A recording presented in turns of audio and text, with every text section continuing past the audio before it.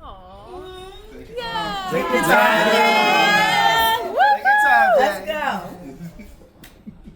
Introduction. Good evening, everyone, and thank you so much for joining me tonight. I am so thankful for the support and the platform to share what has been living underneath the surface of this short film. Like most beautiful art starts, this all started from a terrible relationship. A terrible relationship I was in for 4 years, but I'm not giving y'all all that. One, because I'm not ready to. Also, I feel like as a person, I need some growing up to do. However, it's necessary for me to bring it up because it got me to question who I am, why I chose to stay in something that wasn't healthy for me from the beginning.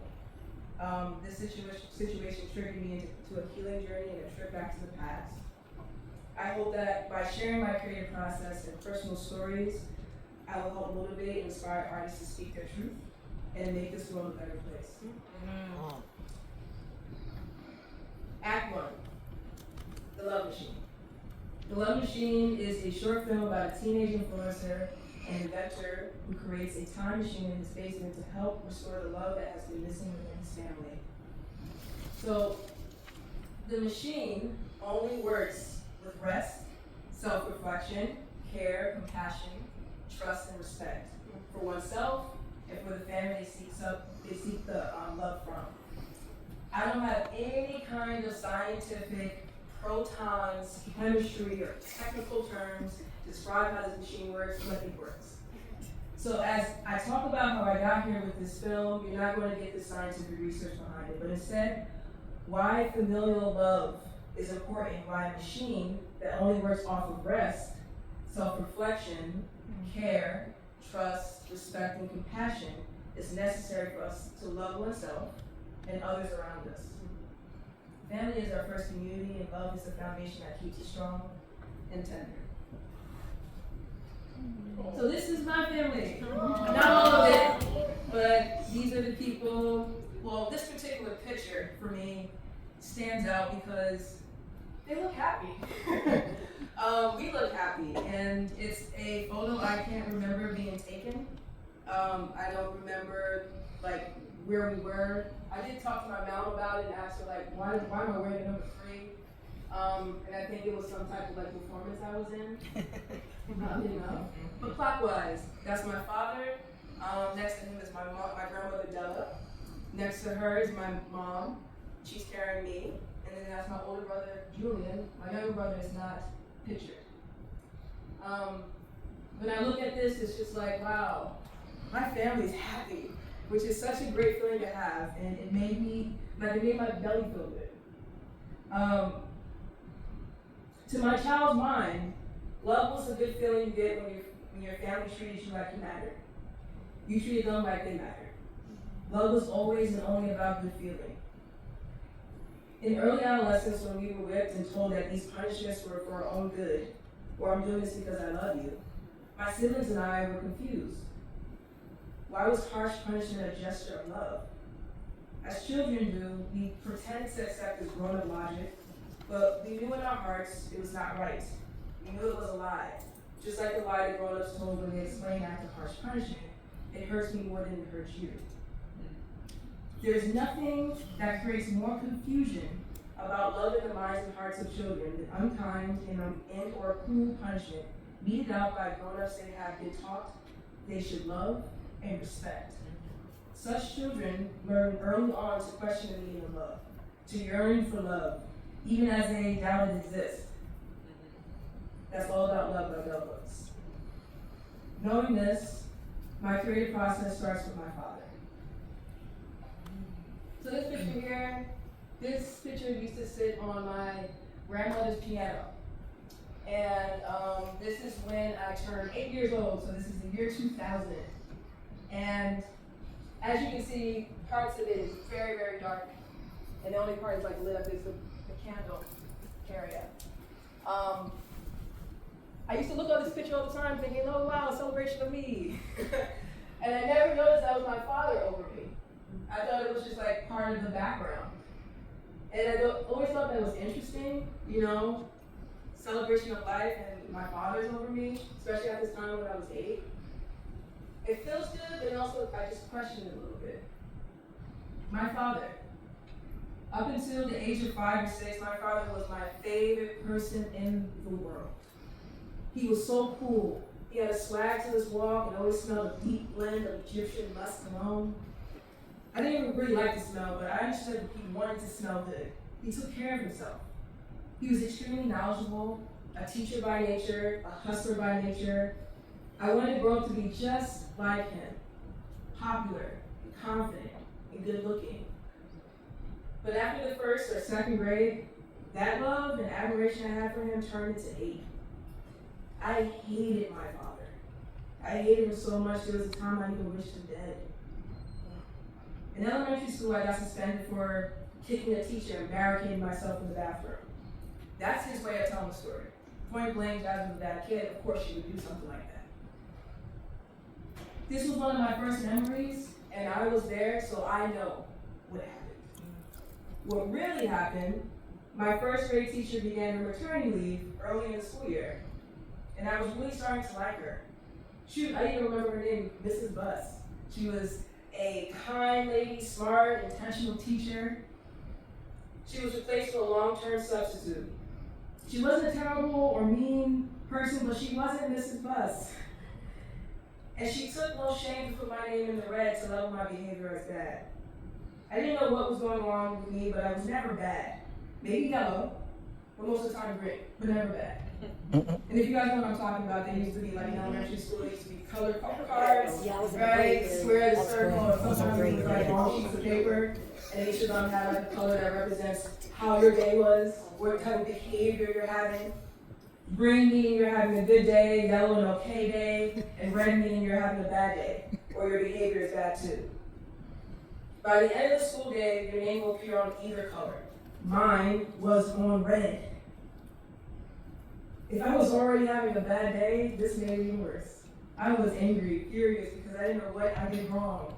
And when I think about it, I still don't know what I did to deserve that color. The confusion left me angry. That anger lingered into the next day, and the next day, and the next day.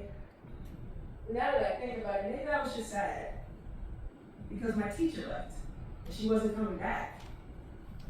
But nobody asked me, and even if somebody did, I wouldn't know how to explain. I was 5 or 6 years old. After the next day, the long-term sub put me on a big chair for timeout. The chair was big enough my legs could swing and swing and swing. She stepped closer and my legs kept swinging and swinging. I wasn't gonna stop. And I kicked her. As an adult, I know I could have stopped, but I was angry or sad, and I couldn't grasp my emotions. I spent some time in the principal's office so angry, but more so scared. I was in trouble, big trouble. And these people looked like they wouldn't understand or at least try. So I did what I thought was best, and I escaped. And I ran down this long hallway as fast as I could, like Tom Cruise in Mission Impossible 1996, a situation happened in 1997. At the end of the hallway, in the bathroom on the left, hide in that bathroom, pick the vacant stall, stand on the tall toilet seat so they won't see your feet. I had it all planned out. And they couldn't find me for at least 30 minutes. I don't think they ever really found me, really. I remember I got tired and I walked back alone to the principal's office. Slept there until my mom picked me up. Oh, your father isn't going to like this. At the time, I didn't know what she meant. My parents loved me. They wouldn't like what I did. I don't even like what I did. But I can explain, and it'll be fine. Also, they love me. They wouldn't hurt me. Little did I know, the way we see love is different. I got my ass whipped by my father. I remember crying so loud, hoping for sympathize and stop, but instead I got, this is going to hurt me more than it hurts you. This is only for your own good. I'm doing this because I love you. This is called tough love. He was so serious about this, it was like he was trying to imprint in my brain how love can also hurt and injure. You can only receive good things unless you do good. And I believed him. And I tried my best to be the best student, the best athlete, the best daughter. But it only took one mishap to put me right back to being the bad child, the troublemaker, the devil. He even predicted my future one time and said, "You're the one that's going to end up in a gang when you're older." Side note, I am from Teaneck, New Jersey. There are no gangs in Teaneck, New Jersey. But there are in Englewood, New Jersey, where she grew up. It took me until my adult age to realize these names he was calling me, somebody else called him. These were projections. Projections that stayed attached to me for a very long time. I grew up believing these things. I grew up thinking people didn't like me, that he immediately saw what my father saw in me. Ever since that day, me and my father butt heads. I cut his clothes, I broke glass, I deleted recordings off the DVR of his favorite TV show. I would play the kid hard. I would follow his demands until he said please. Yeah, he was pissed. Here. Even now, it's so hard to love him, to hug him, to talk to him. But healing is a slow and intentional process that takes patience and gentleness. And I'm not just saying that for myself. Talk about the need of children for love which they've not had throughout life. Well, I start off this book saying that I felt as a child what it was like to be loved and to be recognized. And then I felt that love move away, particularly talking about my relationship with my father, which I think that lots of people feel that our intimate connections with our mothers remain forever, but many adults have talked with me now about their sense as children that they held their father's regard and love at a certain moment of time and then lost them. And I've been amazed at the number of people that have come up to me after reading the preface and said to me, "That's exactly how I felt as a child, but I couldn't tell anyone," because we're not allowed to talk about not being loved. The entire time, like real love, like all my parents had to do was talk to me. The hard-hearted person never truly loves. Martin Luther King. I remember this traumatic event so well because it was a story told again and again with our family. No one cared that the constant retelling might trigger post-traumatic stress. The retelling was necessary to reinforce both the message and remember state of absolute powerlessness, as also felt was. It would be naive for me to look at myself and not see my father. If this projection stays stuck on me like tattoos, parts of me must have resembled him, the good and the bad. I am the soul that will get what they want. They want that my parents and their parents actually needed. I'm the soul that has had enough, that will take no BS, that will fight for my peace and the love that I seek. I am an old soul that is not to be fooled.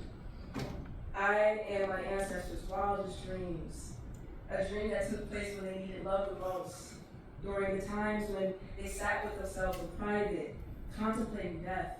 I was there giving them hope, giving them faith, whispering to them, "You are loved."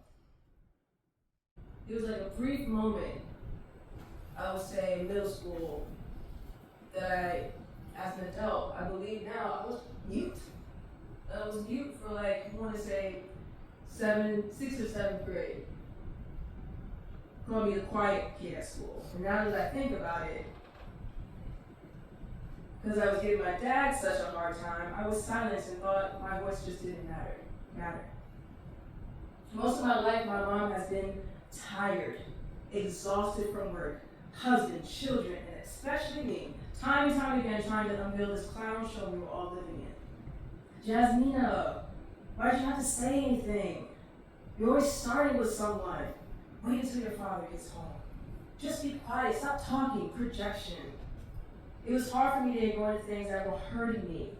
I never understood how you can be quiet about pain. Being quiet was her way of dealing with this because she survived it before, that means she can survive it again.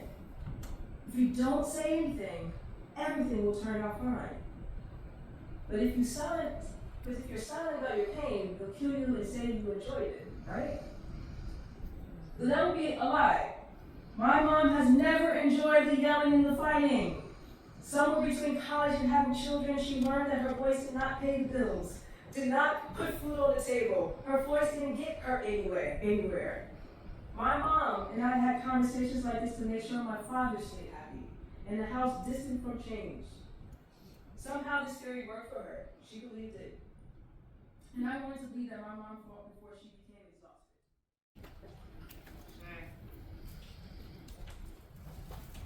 Check.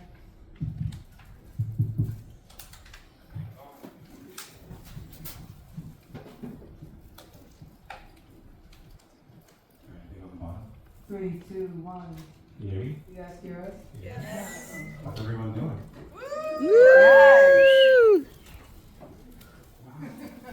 This is the party, everyone.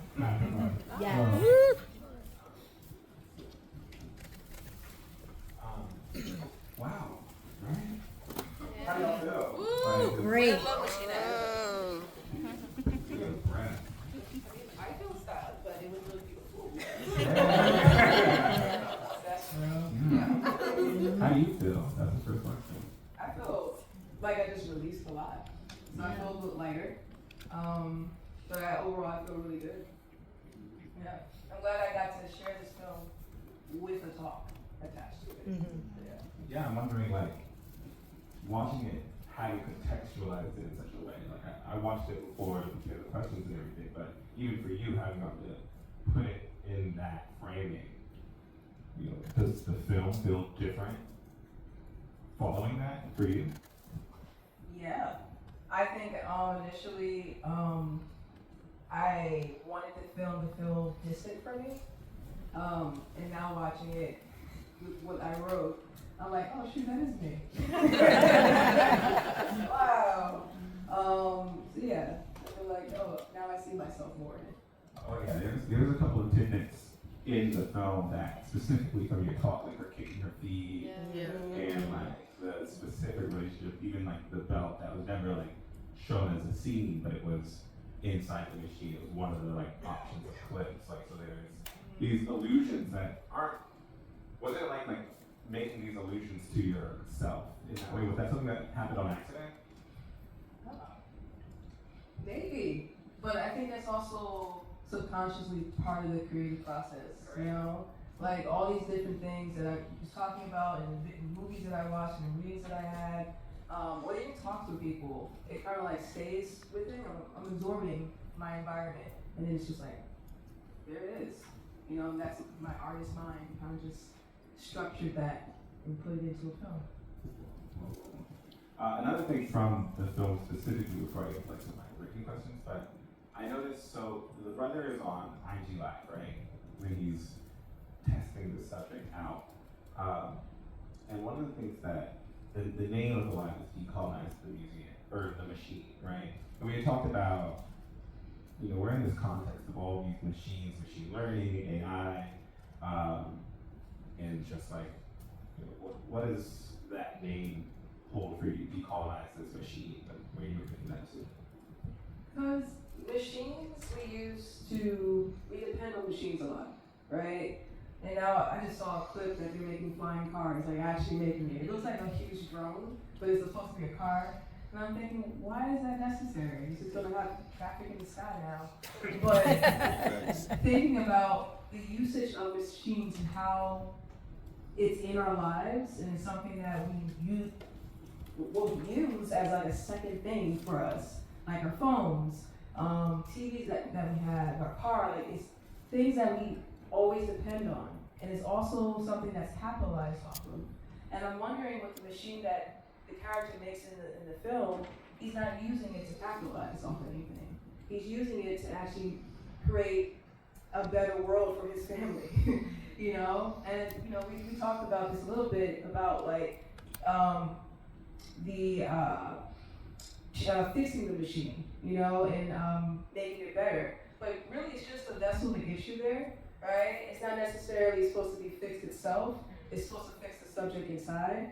So thinking about machines in this light is like, how can we use it to actually better ourselves than to make us, I would say, a little bit more lazier, right? Because we're depending on an object instead of like, I don't know, getting better at as human beings. Yeah. Okay, another one from the IG Live. I noticed right at the end, in the scroll of comments, one of them was, what's the trauma capacity? And I think there's a lot of like these little things, but that one was like, I was like, okay, look at all these details. It felt very Jordan Peele there. Like, what the blue means, you know? And that's like a big question, so I won't necessarily ask that, but I want to know, like, where do these questions come from? Like, this uncertainty about love, the love machine, even her kind of not fully even knowing what she's stepping into. So there's a lot of ambiguity, I guess, surrounding this operation. So two parts. One, where does that come from inside this film for you and your process? But also, like, I don't know, do you want to answer those questions? Like, what's the range you want to take on with that? In terms of like the comment stage? Well, yeah, I think so. Like, when you're writing these out, right? So those questions that you had when you're thinking about the design of the stuff, of the machine itself. Yeah, I think with any new idea, there's always someone that's going to challenge it. But when it comes to that particular comment or question, I think about how my trauma can be perceived as, oh, that wasn't that bad. Like, my father did this, or my mom did this to me. It was nothing compared to it. So I think about other people who have different situations than I do, and them thinking of themselves as a machine. What type of like trauma does this machine? How much can it take? You know. So I think that's where the comment came from. Just thinking about how other people will take in this type of machine. Yeah. Yeah. And then why did you make that choice? Make the choice of like when she enters the space and him even being like, and I guess one of the notes that is she never leaves the machine either. So there's a lot of these lingering points. Is that something that is a through line for you as a filmmaker? What is the decision to leave those in? Oh, why did she never leave the machine? So initially she was supposed to get stuck, right? She was supposed to get stuck in the machine, and then she's building a new world from that age that she's starting from. We don't see it because I also imagine having a part 2 of what that world looks like as well. And also, it also goes along with the beginning of it, with the young girl in the beginning, and her actual face starts to kind of get detected, and now she's also part of the machine. So it's almost going back into time to also heal, you know, the traumas from ancestors or grandparents as well. So she gets stuck in there because she's creating an alternative world as well. But I didn't get that deep into it. But she's supposed to get stuck, yeah. And we talked about the question of, is what she experiencing a simulation or like a magical scientific realism, like what you're writing? Which one? Is it actually changing her reality? So, you know, potentially if she exits, is it a whole different world that she's stepping into? Or is it simulating an experience for her to just kind of have for herself? It can be perceived as both, right? On one end, yes, if she steps out of the machine, her world will change a bit because she's changing her parents within the machine. So it is attached to this reality as well. And then the other end of it is that she can, like I said, I don't know, it's kind of like it's an alternative universe that she can have and design as well. I'm missing the second part of your question though. That's a simulation that she's just experiencing, that, you know. Oh, that she's just experienced. Yeah, it can go that way as well. But either way, she's still going to change, right? Whether it's her world that's changing around her, her included, or it's her that comes out of the machine knowing that this was a possibility that can happen. Like, instead of being yelled at and, you know, abused, my parents could have talked to me, you know, and realizing it wasn't that big of a shift, right? The parent just came over and just said, hey, we want to talk about it. That wasn't that much. She wasn't asking for that much. So either way, on either end, she will change as an individual. And then if it is affecting the reality of what she lives in, it will also affect her family or the people who are also in the machine. You mentioned to me that the machine is a body, like it's, even literally her body. Can you talk about that, like this idea of the vessel that is the machine? Yeah, so the love machine is not necessarily the machine. It's us. We are love machines, and we have the capacity to love in radical ways. Of course, we live in a world that does not promote that. In fact, the music choices that I had in my presentation, if Patti LaBelle was talking about somebody loves you and she was talking about herself, I really think that would be really powerful instead of her talking about another human being, And there's so much of that, and so many, media, songs, movies that talk about love in a way that is romantic. And I think about how, I just think that love is like such a powerful thing, and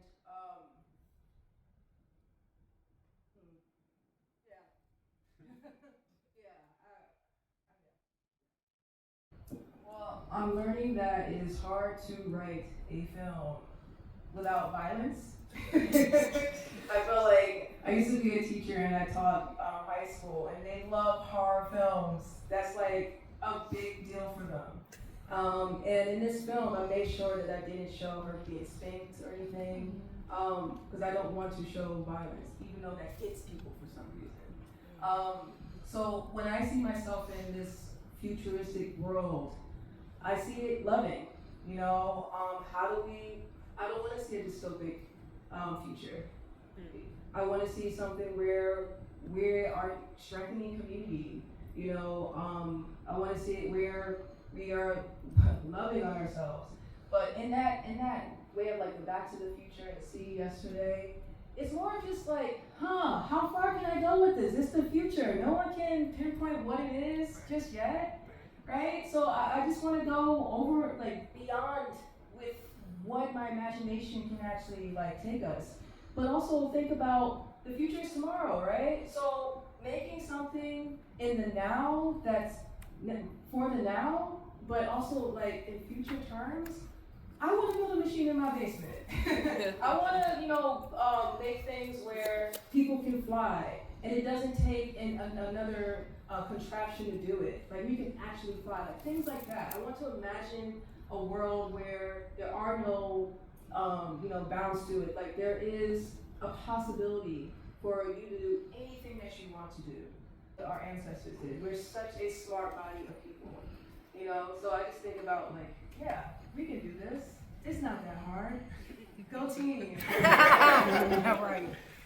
But I think we gotta wrap it up. Yeah.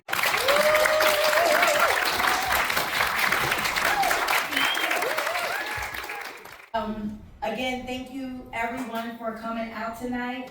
If you would like to support Jazz on their next work, here's how you can help. Because let me tell y'all, filmmaking is expensive, okay? You think once we're finished the film, that's it? No, we have festival fees. And then when you get accepted to the film festivals, then you have to pay for your flights.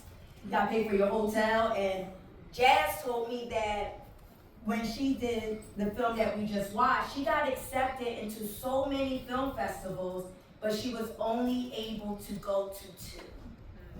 So, we are all here to raise money for this talented filmmaker here. Jazz is raising $1,200 to apply to film festivals and to also get some travel expenses. We buy our chips, we buy our wine, our champagne, our McDonald's, we go to nice restaurants. So let's give at least $20, $25, maybe $50 to support Jazz. Remarkable work, and we made it easy for you, right? You want to scan this QR code, and you can learn how you can support DELLA Can Fly because it's almost completed. And Jazz, I am incredibly proud of you. You were so vulnerable. I felt like I was in my own therapy session at some point, and really thank you for sharing your journey with all of us tonight. So another round of applause.